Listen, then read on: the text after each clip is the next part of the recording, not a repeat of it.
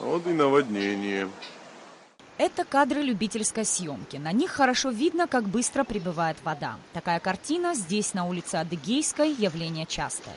Виной всему вот эта маленькая речушка, вид которой сейчас вполне невинен.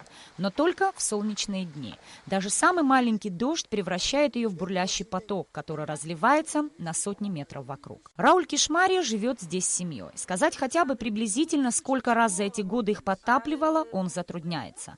Только за этот месяц уже в 3-й раз. Вода сносит ограждения, сметает все на своем пути. Каждый раз хозяева теряют всю свою живность, а заодно и сельскохозяйственные посевы в огороде. 3 метра поднимается высота вот эта речка. Идет оттуда. Вот стояли мы, парень здесь был, мальчик мой.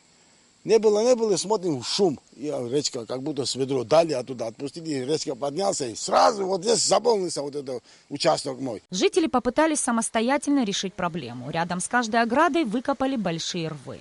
Но воду это не остановило. Всего каких-то 10 лет назад здесь был проход. Теперь повсюду вода, уровень которой поднялся более чем на 2 метра. Своими руками приходится делать сколько могу, потому что трактор нету. Трактор будет за один день закончить. Я здесь месяц должен работать днем и ночью. Я смогу, 68 лет меня. Это вы сейчас пытаетесь расширить русло, да? Да, расширить. Он до этого был, вот это я убрал отсюда, вот это я убрал. 3 дня работаю вот здесь я. Русло речки, по словам жителей улицы Адыгейская, не вычищалось более 40 лет. За эти годы ее берега заросли, а дно поднялось на много метров.